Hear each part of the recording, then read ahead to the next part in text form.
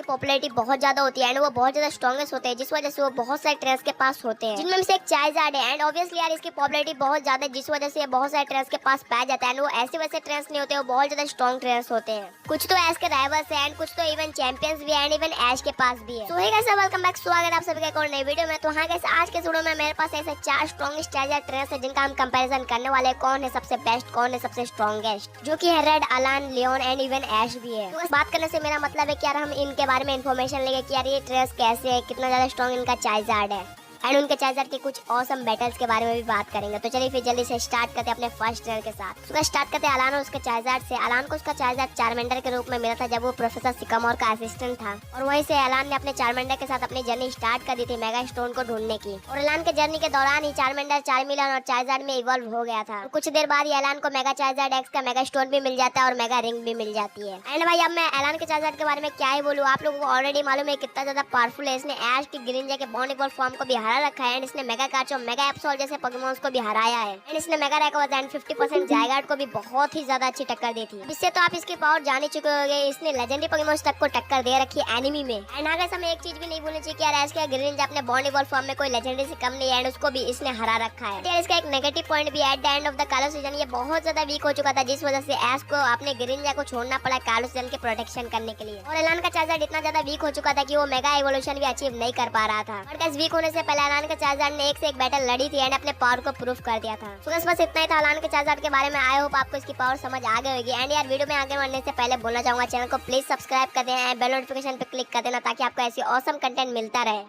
तो बस नेक्स्ट आते हैं रेड और उसका चाइज़ार्ड, जो कि अलग ही दुनिया से बिलोंग करता है, जहाँ पे एक्सपीरियंस नहीं बल्कि लेवल मैटर करते हैं। बट फिर भी यार मैंने रेड और उसके चाइज़ार्ड को लिस्ट में रखा बिकॉज यार उसने बहुत स्ट्रॉन्ग पोकेमॉन्स को डिफीट कर रखा है, जैसे कि म्यूटू, जो कि स्ट्रॉन्गेस्ट लेजेंडरी की तरह रेफर किया जाता है। इनफैक्ट मेगा चाइज़ार्ड एक्स ने म्यूटू को कमजोर कर दिया था एंड एट लास्ट रेड ने उसको कैच कर लिया था। तो हाँ, रेड को भी अपना चाइज़ार्ड एक चारमेंडर के रूप में मिला था प्रोफेसर ओक से एंड इसकी फर्स्ट बैटल थी ब्लू के साथ, जहाँ पे ब्लू ने अपने स्कॉटल को यूज किया था एंड इसने अपने चारमेंडर को यूज किया था, जहाँ पे रेड के इनएक्सपीरियंस और चारमेंडर के डिसएडवांटेज की वजह से रेड हार गया था। और क्योंकि रेड एक नया ट्रेनर था, जिस वजह से उसको tap advantage, abilities and mega evolution के बारे में कुछ भी नहीं पता था, क्योंकि धीरे धीरे वो सब सीख रहा था एंड धीरे धीरे इंप्रूव होते जा रहा था। एंड इन सब चीजों के दौरान चारमेंडर इवॉल्व हो गया चारमिलियन में, चारमिलियन इवॉल्व हो गया चाइज़ार्ड में। और आगे जाके पोकेमॉन लीग के फाइनल्स में रेड ने अपने चाइज़ार्ड का इस्तेमाल करके ब्लू के ब्लास्टोइस को हरा दिया एंड हॉल ऑफ फेम में अपना नाम दर्ज कर दिया। तभी रेड ने ठान ली थी कि मैं आप सारे कांटो रीजन के पोकेमॉन को पकड़ूंगा। अगर हम बात करें रेड के चाइज़ार्ड के बारे में, तो रेड के चाइज़ार्ड ने काफी अच्छी बैटल्स लड़ी थी, जैसे कि मैंने बताया था ब्लू के ब्लास्टोइस के खिलाफ भी उसने जीत दर्ज की थी। रेड के चाइज़ार्ड ने आगे जाके लेजेंडरी पोकेमॉन मोटरस को भी बीट किया था एंड एट लास्ट रेड ने उसको कैच भी कर लिया था। और जैसे कि मैंने बताया था कि रेड के चाइज़ार्ड ने म्यूटू को भी हरा रखा है।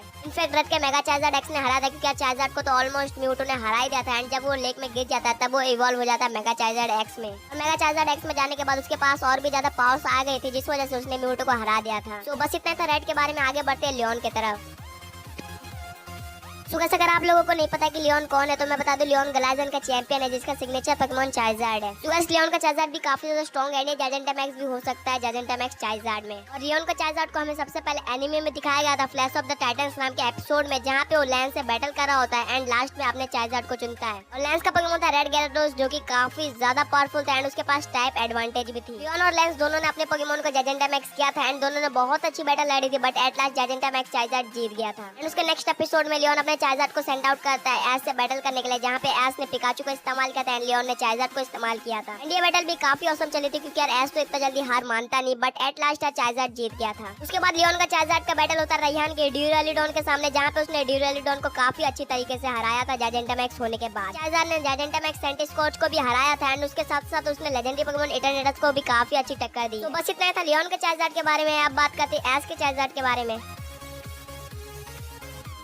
ऐश के चाइज़ार्ड को तो आप लोग जानते होंगे, वो शुरू से ही काफी ज्यादा स्ट्रॉन्ग था, बट चार्सिफिक वैली में ट्रेनिंग करने के बाद उसकी पावर अलग लेवल पे थी। तो जब चाइज़ार्ड पहली बार वापस आता है तो वो गैरी के खिलाफ लड़ाई करता है, जहाँ पे वो गैरी की आधी टीम यानी कि 3 पोकेमॉन को हरा देता है। इन तीनों में से कोई भी वीक नहीं था, तीनों के तीनों पोकेमॉन काफी ज्यादा स्ट्रॉन्ग थे, जो कि थे सीज़ोर, गोलम एंड ब्लास्टोइस। और इवन 2 पोकेमॉन को हराने के बावजूद भी एंड डैमेज लेने के बावजूद भी उसने ब्लास्टोइस को हराया, जो कि गैरी का सबसे पावरफुल पोकेमॉन है। जब चाइज़ार्ड दूसरी बार होइन रीजन में वापस आता है तो वो नोलैंड के आर्टिकुन को हराता है, जो कि लेजेंडरी पोकेमॉन है एंड यहाँ पे ऐश बहुत अच्छी टैक्टिक इस्तेमाल कर रहा था एंड आखिरकार साइज़मिक टॉस से उसने आर्टिकुनो को हरा दिया था। और उसके बाद चार्जर्ड वापस आता है यूनोवा रीजन में, जहाँ पे जैसे ही उसने जमीन पे कदम रखा पूरी जमीन हिल गई थी। और उसके तुरंत आने के बाद हमें एक बैटल भी देखने को मिलती है जो कि थी ड्रैगनाइट और चार्जर्ड के बीच में। हाँ मुझे मालूम है ड्रैगनाइट काफी ज्यादा स्ट्रॉन्ग पोकेमॉन है, बट यहाँ पे चार्जर्ड ने तो एक खिलौने की तरह उसके साथ खेला था। तो इससे ज्यादा क्या बोलूं आप लोगों, तो ऑलरेडी एस के चार्जर्ड की पावर पता ही हो कितना ज्यादा पावरफुल है, अभी तक तो और भी ज्यादा पावरफुल हो गया होगा। तो आपको चारों ट्रेनर्स एंड उनके चार्जर्ड के बारे में बहुत अच्छे से पता चल गया होगा। तो अब हम रैंक करना शुरू करते हैं। तो अगर मैं अपना ओपिनियन रखूं तो सबसे वीकेस्ट चार्जर रेड का होगा, क्योंकि वो अलग ही डायमेंशन से बिलोंग करता है, अलग ही दुनिया से बिलोंग करता है, जहाँ पे लेवल मैटर्स करते हैं ना कि एक्सपीरियंस मैटर करता है। यहाँ पे रेड के चार्जर को बिल्कुल भी एक्सपीरियंस नहीं इन तीनों ट्रेनर्स के चार्जर के सामने। यहाँ पे चार्जर का ट्रेनर भी मैटर करता है, तो अगर हम ट्रेनर को भी कंपेयर करें तो यहाँ पे सबसे कम एक्सपीरियंस रेड को ही है। एंड उसने अभी मेगा एवोल्यूशन को डिस्कवर किया एंड उसको पोकेमॉन की एबिलिटीज के बारे में उतना कुछ मालूम नहीं है। तो हाँ मेरे ओपिनियन में रेड का चार्जर सबसे वीकेस्ट है। तो इस वीडियो में आगे बढ़ने से पहले बोल दूं, मैंने इस कंपैरिजन को फेयर बनाने के लिए सिर्फ बेस फॉर्म्स को लिया है, ना कि मेगा एवोल्यूशन या फिर जेनेटा मैक्स जैसे फॉर्म्स को लिया है। बिकॉज अगर मैं इन फॉर्म्स को ले लेता तो यार यहाँ पे एस के साथ नाइंसाफी हो जाती। एस के चार्जर के पास कोई भी फॉर्म अभी तक हमें देखने को नहीं मिला है। और नंबर 3 पे आता है एलान और उसका चार्जर। तो गाइस मैं यहाँ पे पहले बता दूं, एलान सिर्फ मेगा एवोल्यूशन पोकेमॉन के सामने मेगा एवोल्यूशन यूज करता है, कोई भी नॉर्मल पोकेमॉन के सामने मेगा एवोल्यूशन यूज नहीं करेगा, क्योंकि बैटल को फेयर भी बनाना है। अगर हम लोग यहाँ पे मेगा एवोल्यूशन को हटा के बेस फॉर्म की बात करें तो यहाँ पे